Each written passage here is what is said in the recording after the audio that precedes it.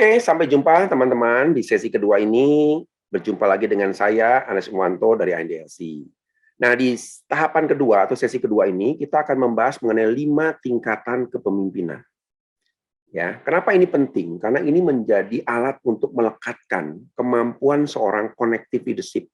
Ya, jadi ada 5 tangga, ya, tingkatan yang harus mereka capai. Yang pertama, ini merupakan tingkatan yang paling basic, yaitu posisi. Orang mengikuti karena mereka harus ikut.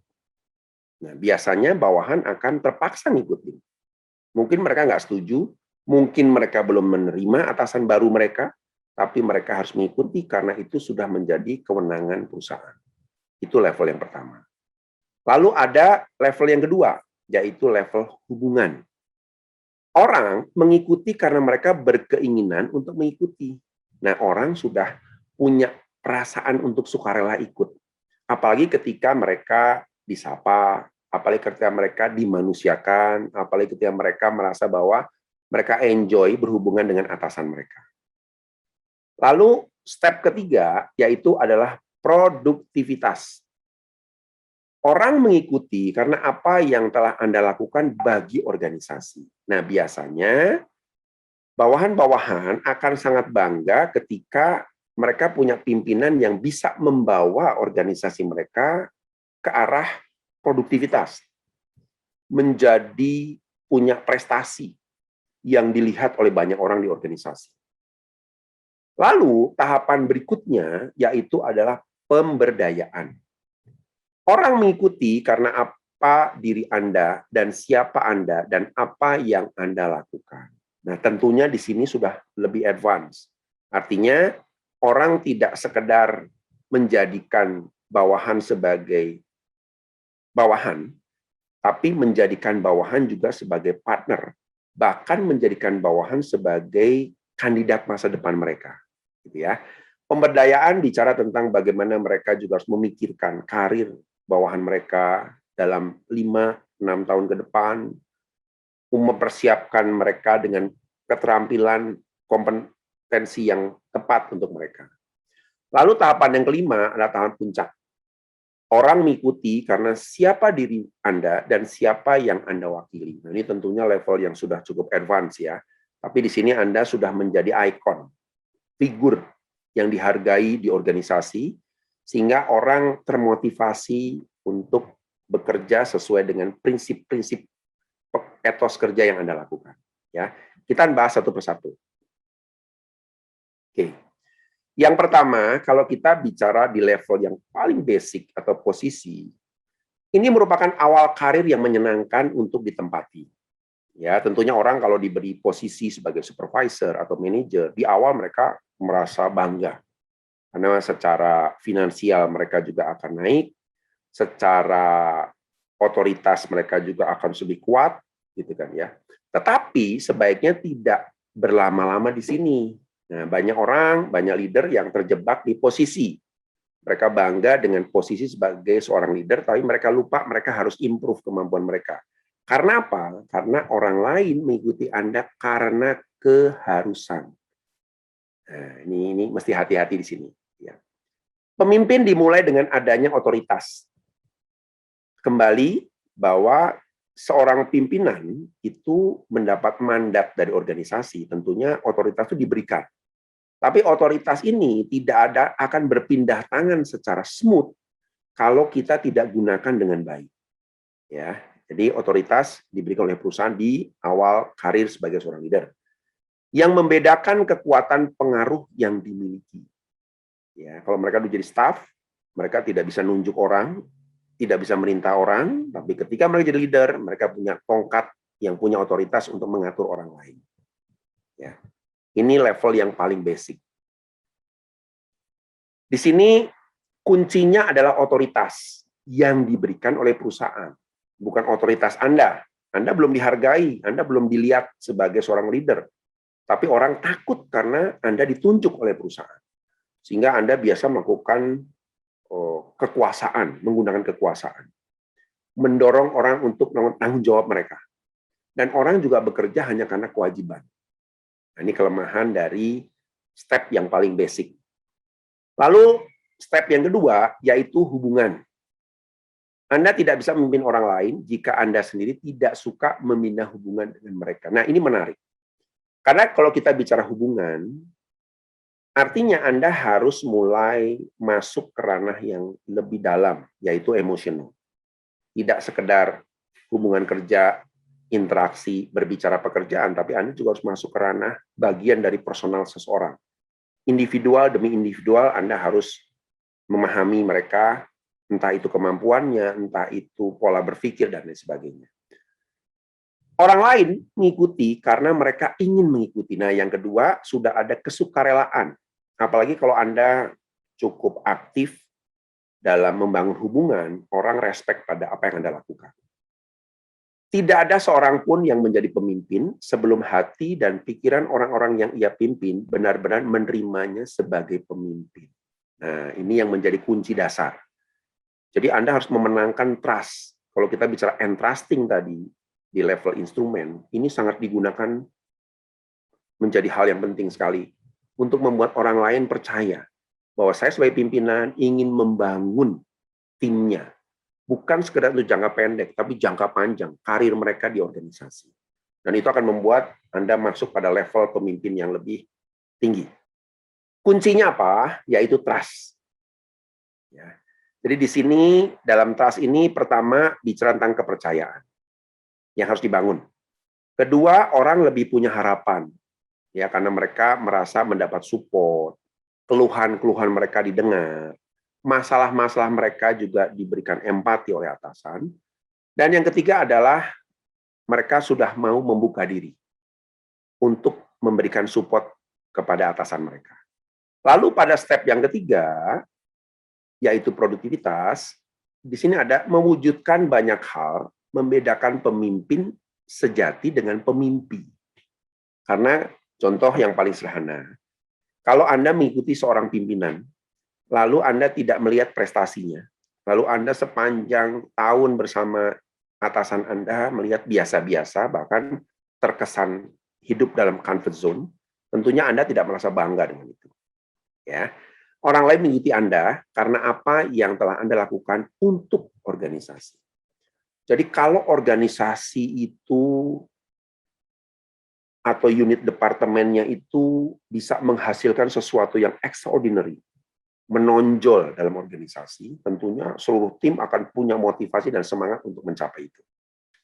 Pemimpin yang produktif dan berprestasi selalu mempengaruhi orang lain yang bekerja sama untuk menunjukkan prestasi terbaik mereka. Jadi kalau pemimpin, mereka juga bisa mendorong timnya berprestasi, semua orang otomatis terdorong, termotivasi untuk memberikan prestasi mereka yang terbaik. Ini kunci dalam produktivitas. Kuncinya apa? Pertama adalah kompetensi. Seorang connective leadership, mereka harus membangun kompetensi. Ya. Yang pertama kompetensi, yang kedua prestasi, yang ketiga quality. Ya, artinya quality menjadi ukuran apakah seorang bawahan atau banyak bawahan mereka akan bekerja secara optimal atau tidak. Standarnya ada di atasan. Lalu yang step berikutnya yaitu pemberdayaan. Membantu pemimpin lain mengembangkan diri akan memperluas pengaruh Anda. Nah, di sini konsep berpikir seorang pemimpin sudah berbeda. Tidak lagi melihat bawahan itu sebagai bawahan, tapi melihat bawahan sebagai succession planner mereka, yang harus mereka bimbing, mereka bina, yang suatu hari kita juga akan mengantarkan mereka pada jenjang posisi sebagai seorang leader. Nah, ini kuncinya. Orang lain mengikuti Anda karena apa yang telah Anda lakukan untuk mereka. Nah, ini orang biasanya sudah punya emotional connection. Ya, mereka sudah sadar bahwa atasan mereka sangat concern terhadap masing-masing kehidupan bawahannya, sehingga mereka akan memberikan support yang besar. Pemimpin yang diterima senang membina hubungan dengan orang lain dan ingin membantu mereka. Mereka ingin melihat orang lain sukses, mereka melayani orang lain dan membuat orang bekerja sama bekerja bersama mereka dan menunjukkan kemampuan terbaik mereka. Jadi sebagai connective leadership di level pemberdayaan, Anda tidak lagi melihat orang sebagai alat untuk membantu Anda bekerja, tapi melihat orang ini sebagai satu entitas yang Anda harus bangun, Anda harus kembangkan, sehingga mereka juga bisa berprestasi, memiliki kompetensi, bahkan mencapai target-target optimal mereka. Kuncinya apa? Empowering others. Pertama, mereka terbiasa dengan memberdayakan, membantu bawahan, meningkatkan potensi bawahan. Tidak menjadi bawahan sebagai kompetitor, tapi menjadikan bawahan sebagai mitra, sebagai partner untuk mengembangkan kemampuan organisasi. Motivasi. Motivasi bagaimana setiap orang punya semangat yang tinggi, semangat yang ikhlas untuk mereka lakukan. Lalu yang ketiga adalah mentoring, yaitu bagaimana atasan juga mau turun, langsung mendirect, mengarahkan, membangun kemampuan bawahan. Lalu yang terakhir adalah tahapan puncak. Orang akan secara sadar melihat bahwa organisasi mereka saat ini merupakan hasil karya pemimpin yang di level 5. Jadi artinya Anda sudah menjadi ikon, menjadi figur standar bahkan dari organisasi yang patut ditiru. Orang mengikuti karena siapa diri Anda dan siapa yang Anda wakili. Ya. Ini contohnya kalau kita lihat ya, orang-orang menjadi ikon seperti Bill Gates, Steve Jobs, Elon Musk, Jack Ma, gitu ya. Dengan prestasi mereka, mereka menjadi wakil dari organisasi mereka. Pemimpin yang meninggalkan jejak prestasi kepemimpinan sepanjang masa. Orang akan lihat ya, contoh kalau Anda sebagai orang di organisasi tertentu, begitu organisasi disebut, mereka langsung mengkaitkan terhadap nama seseorang. Itu adalah step di mana pemimpin sudah masuk dalam tahapan puncak. Kuncinya apa? Masterpiece. Menciptakan legacy yang besar, yang luar biasa bagi organisasi. Legacy, warisan yang berharga buat organisasi, bahkan ketika orang tersebut sudah tidak bekerja di situ, tapi gaung namanya masih terus muncul. Dan yang terakhir adalah karakter organisasi. Step mana yang kira-kira lebih cocok ya untuk kita bisa masuki, yaitu level keempat. Kenapa? Yang pertama, kita akan terdorong untuk menganalisa potensi bawahan. Kita lihat siapa yang potensi, siapa yang tidak potensi, dan Anda berani tegas untuk memutuskan siapa yang tetap dalam organisasi dan siapa yang harus keluar dari organisasi. Lalu yang kedua, menentukan kinerja tinggi dan kinerja rendah. Anda tidak lagi gamang tentang kinerja, tapi atasan di level 4 ini sudah bisa memutuskan, memastikan standar di setiap level kemampuan bawahan mereka. Lalu yang berikutnya, mengidentifikasikan karyawan bermasalah. Nah, ini juga penting, karena pada akhirnya leadership yang baik adalah leadership yang tahu kapan orang dianggap bermasalah, kapan orang dianggap masih masuk dalam